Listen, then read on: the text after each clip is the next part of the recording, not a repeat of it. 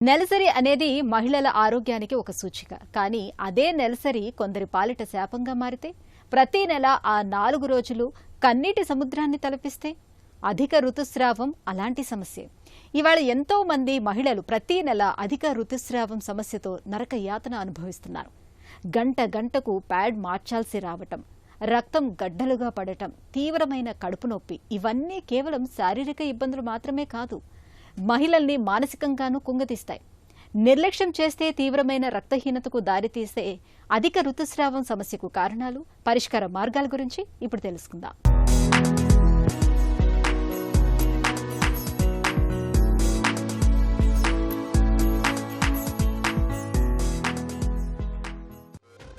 గర్భాశయం మహిళల శరీరంలో ఒక అద్భుతమైన సృష్టి కేంద్రం. ప్రతి నెల ఒక బిడ్డకు జన్మనివ్వటానికి గర్భాశయం లోపలి భాగం సిద్ధమవుతుంది. గర్భాశయం అత్యంత లోపలి పొరను ఎండోమెట్రియంగా పిలుస్తారు. ఇల్లు కట్టే ముందు పునాది వేసినట్టుగా ఈ ఎండోమెట్రియం పొర ప్రతి నెల రక్తం కణజాలంతో ఒక మెత్తటి పరుపులా తయారవుతుంది. ఒకవేళ గర్భధారణ జరగకపోతే ఈ ఏర్పడిన పొర విచ్ఛిన్నమై నెలసరి రూపంలో బయటకు వస్తుంది. సాధారణంగా ఒక ఆరోగ్యకరమైన ఋతుచక్రంలో 3 నుంచి 5 రోజుల్లో సుమారు 30 నుండి 40 మిల్లీలీటర్ల రక్తం మాత్రమే బయటకు పోతుంది. ఈ ప్రక్రియను ఈస్ట్రోజన్, ప్రొజెస్టెరాన్ అనే 2 ప్రధాన హార్మోన్లు నియంత్రిస్తూ ఉంటాయి. ఒక అందమైన నాట్యానికి లయ ఎంత ముఖ్యమో ఈ హార్మోన్ల సమతుల్యత కూడా అంతే ముఖ్యం. కానీ ఈ లయ తప్పితే గర్భాశయ కోటలో తుఫాను రేగినట్టే. మనకి మామూలుగా ప్రతి మెన్స్ట్రేషన్లో మనకి 35 ml ఆఫ్ బ్లడ్ లాస్ అన్నది జరుగుతుంది అనమాట.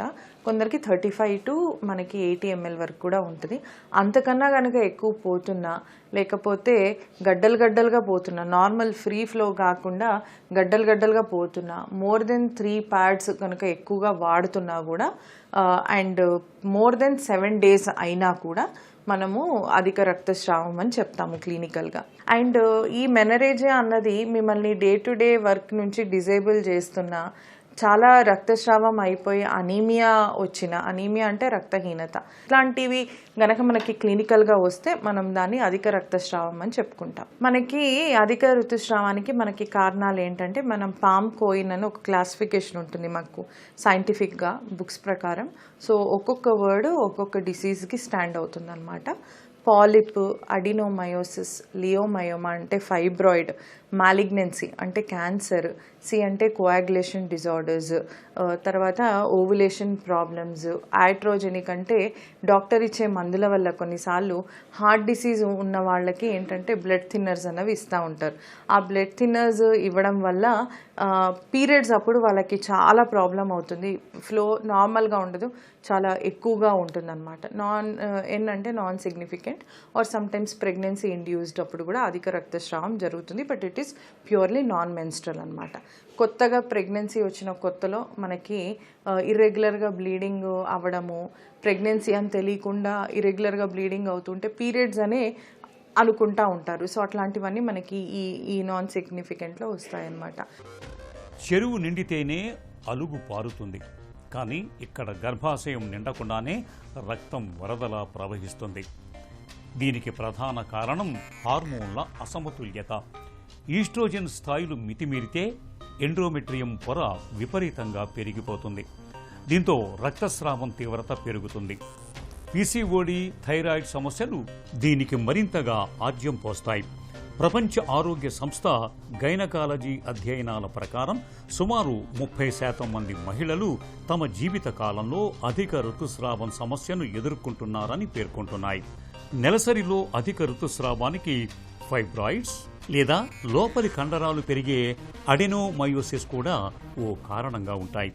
ఇక లక్షణాల విషయానికి వస్తే వరుసగా 7 రోజుల కంటే ఎక్కువ కాలం ఋతుస్రావం అవుతూ ఉంటుంది. ప్రతి గంటకో 2 గంటలకో ప్యాడ్ మార్చాల్సి వస్తూ ఉంటుంది. రక్తం గడ్డలుగా పడుతూ ఉంటుంది. ఈ పరిస్థితి చివరికి తీవ్రమైన రక్తహీనతను తెచ్చిపెడుతూ ఉంటుంది. అధిక రక్తస్రావం వల్ల మనకి ఎట్లాంటి ఇబ్బందులు వస్తాయంటే, ఫస్ట్ నీరసం. చాలా నీరసంగా ఉంటుంది. మనం మామూలుగా కూడా చూసుకుంటే పీరియడ్ స్టార్ట్ అయ్యే ఒక 1 వీక్ ముందు నుంచి కూడా మనకి ప్రీమెన్స్ట్రల్ డిస్ఫోరిక్ డిజార్డర్ అని అంటారు, ఆర్ పిఎంఎస్ అంటారు, ప్రీమెన్స్ట్రల్ సిండ్రోమ్ అంటారు. అప్పటి నుంచే మనకి పోస్ట్ ఓవులేషన్ గుండె దడలు స్టార్ట్ అవ్వడము, ఈ కారణం తెలియకుండా నీరసంగా ఉండడము, తొందరగా ఫెటిగబిలిటీ అంటే తొందరగా అలసిపోవటం అట్లాంటివి జరుగుతూ ఉంటాయి నార్మల్.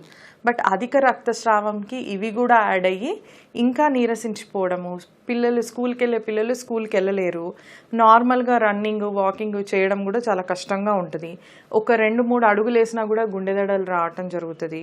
అండ్ వీళ్ళకి ఇంకేంటంటే ఆకలి అన్నది తక్కువగా ఉంటుంది, మూడ్ ఇరిటేషన్ అన్నది ఎక్కువగా ఉంటుంది. అండ్ కొన్నిసార్లు రక్తస్రావం కనుక చాలా ఎక్కువైతే కొన్నిసార్లు హార్ట్ ఫెయిల్యూర్ కూడా వచ్చే అవకాశాలు ఉంటాయన్నమాట. మన శరీరానికి రక్షణ ఇవ్వాల్సిన రక్తం ఇలా ప్రతి నెల వరదలా కొట్టుకుపోతుంటే అది తీవ్రమైన ఐరన్ డిఫిషియన్సీ ఎనీమియాకు దారితీస్తుంది. శరీరంలో హిమోగ్లోబిన్ పడిపోవటం వల్ల రోగ నిరోధక శక్తి క్షీణిస్తుంది. దైనందిన పనులు కూడా చేసుకోలేనంత మానసిక శారీరక అలసట ఆవహిస్తుంది. అధిక ఋతుస్రావానికి కారణాలను తెలుసుకునేందుకు డాక్టర్లు ముందుగా complete blood picture, serum ferritin పరీక్షలు చేస్తారు. వీటి సాయంతో రక్తహీనత తీవ్రతను లెక్కిస్తారు. హార్మోన్ల స్థితిని తెలుసుకోవటానికి థైరాయిడ్, ప్రొలాక్టిన్ పరీక్షలు కూడా చేస్తూ ఉంటారు. గర్భాశయ నిర్మాణాన్ని, ఫైబ్రాయిడ్లను స్పష్టంగా చూడటానికి పెల్విక్ అల్ట్రాసౌండ్ స్కాన్ కూడా చేస్తూ ఉంటారు. అవసరమైతే గర్భాశయం లోపలికి చిన్న కెమెరాను పంపి చూసే హిస్టరోస్కోపీ లేదా ఎండ్రోమెట్రియల్ బయాప్సీ చేయటం ద్వారా క్యాన్సర్ ముప్పును కూడా ముందే పసిగడతారు. మనకి ఫస్ట్ అధిక రక్తస్రావం అన్నది ఎందుకు జరుగుతుంది అన్నది చూసుకోవాలి. అండ్ ఇది ఏజ్ టు ఏజ్ డిఫరెంట్గా ఉంటుంది అన్నమాట. ఇప్పుడే పెద్ద మనిషి అయిన పాపని కనుక చూసుకుంటే అప్పుడు వచ్చే ఇర్రెగ్యులర్ పీరియడ్స్ కానీ అప్పుడు వచ్చే అబ్నార్మల్ బ్లీడింగ్ కానీ దాన్ని ప్యూబర్టీ మెనరేజియా అంటారు. సో ఇలా ఉన్న వాళ్ళకి ఏంటంటే ఒకసారి థైరాయిడ్, ప్రొలాక్టిన్ ఒక అల్ట్రాసౌండ్ అయితే చేయిస్తాం, పీసీఓడి ఏమన్నా ఉందా, సిబిపి కూడా ఒకటి చెక్ చేస్తాము, రక్తహీనత ఏమన్నా ఉందా లేదా చూడడానికి. సో ఈ ఎవాల్యుయేషన్ అయిపోయాక ఎటువంటి ప్రాబ్లం లేదు అంటే మోస్ట్ ఆఫ్ ద టైమ్స్ మదర్ని మనం రీఅష్యూర్ అనేది చేస్తామన్నమాట. లేదు ఇంకా చాలా పోతోంది అన్నప్పుడు మనం లో డోస్ ఓసీ పిల్స్ అనేది పెట్టుకొని అనీమియాని మనం ట్రీట్ చేసుకుంటాం. మనకి 8 grams కన్నా కనుక తక్కువ ఉంది అట్లా అనుకుంటే కనుక 6 grams అట్లా ఉంటే బ్లడ్ ట్రాన్స్ఫ్యూషన్ ఇచ్చుకుంటాము. 6 to 8 ఉంటే ఐరన్ ఇంజెక్షన్స్ ఇచ్చుకుంటాం. 8 కన్నా అబోవ్ కనుక ఉంటే మనము ఓరల్ ఐరన్ అన్నది మనం టాబ్లెట్స్ ఇచ్చి ట్రీట్ చేసుకుంటాం. So this is about puberty menorrhagia. తర్వాత చూస్తే కనుక 18, 19, 20 to 25 మధ్యలో పీసీఓడిలో ఎక్కువగా బ్లీడింగ్ ఉన్న వాళ్ళకి మనము సిప్రోటెరాన్ ఎసిటేట్ బేస్డ్ అంటే యాంటీ ఆండ్రోజెనిక్ డ్రగ్స్తో పాటు ఈస్ట్రోడయోల్ యాడ్ చేసి మనకు పీరియడ్స్ రెగ్యులర్ అవ్వడానికి వాళ్ళకి ట్రీట్మెంట్ ఇచ్చేసి లైఫ్ స్టైల్ మోడిఫికేషన్ చెప్తాం. చాలా వరకు పీసీఓడితో వచ్చే మెనరేజియా లైఫ్ స్టైల్ మోడిఫికేషన్ కొంచెం మెడికల్ మేనేజ్మెంట్ తోటి సరిపోతుంది అనమాట. పోతే థైరాయిడ్ ఎక్కువగా హైపోథైరాయిడ్లో ఇట్లా అధికంగా బ్లీడింగ్ అవ్వడం చూస్తూ ఉంటాము. అండ్ పాలిప్స్ కనుక ఉంటే మనం వాటిని రిమూవ్ చేసుకుంటాం.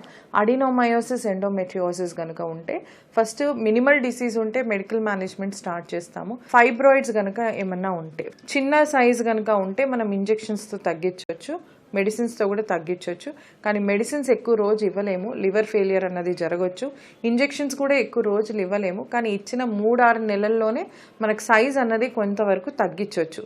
బట్ స్టిల్ 25 ఏళ్ళకి అధిక రక్తస్రావం అవుతుంది అంటే కనుక బయాప్సీ తీయించుకోవడానికి మాత్రం మీరు వెనకాడొద్దు. ఇంకొకటి, any women who is above 40 yearsకి మనకి ఎండోమెట్రియల్ బయాప్సీ అన్నది వెరీ వెరీ ఇంపార్టెంట్. ఆ బయాప్సీలో మనకి ఏమన్నా బయటపడితే అదృష్టం, లేకపోతే కనుక మనం దాన్ని మామూలుగానే మనము ట్రీట్ చేసుకొని అవసరం ఒకవేళ ఫెయిలియర్ ఆఫ్ మెడికల్ మేనేజ్మెంట్ కనుక అయితే అప్పుడు మనం హిస్టెక్టమీకి అన్నది వెళ్తామన్నమాట. నెలసరిలో అధికంగా రక్తం పోతున్నప్పుడు భయపడాల్సిన పని లేదు. ఎందుకంటే ఆధునిక వైద్యంలో చక్కటి మందులు, చికిత్సలు అందుబాటులో ఉన్నాయి. రక్తస్రావాన్ని తగ్గించడానికి హార్మోన్ రహిత ట్రైనెక్సామిక్ యాసిడ్ వంటి మందులు, హార్మోన్ల సమతుల్యత కోసం ఓరల్ కాంట్రాసెప్టివ్ పిల్స్ని డాక్టర్లు సూచిస్తారు. వీటన్నిటికంటే అద్భుతమైన ఆధునిక పద్ధతి మిరేనా. ఇది గర్భాశయంలో ఉంచే ఒక చిన్న పరికరం. ఇది లోపలే హార్మోన్ను విడుదల చేస్తూ రక్తస్రావాన్ని 90% వరకు తగ్గిస్తుంది. మందులు పనిచేయనప్పుడు ఫైబ్రాయిడ్లను తీసేసే మయోమెక్టమీ, గర్భాశయ లైనింగ్ను తొలగించే ఎండోమెట్రియల్ అబ్లేషన్, సమస్య బాగా ముదిరితే చివరి పరిష్కారంగా గర్భాశయాన్ని తొలగించే హిస్టరెక్టమీ శస్త్రచికిత్సలు చేస్తారు. ఇక అధిక ఋతుస్రావం సమస్యను నివారించుకునేందుకు బరువును చక్కగా అదుపులో ఉంచుకోవాలి. తగినంత ఐరన్ కోసం తోటకూర, పాలకూర, బెల్లం, ఖర్జూర, గుడ్లు వంటి ఐరన్ ఎక్కువగా లభించే పదార్థాల్ని ఆహారంలో చేర్చుకోవాలి. ఈ జాగ్రత్తలు నెలసరి చిక్కుల్ని చాలా వరకు దూరంగా ఉంచుతాయి.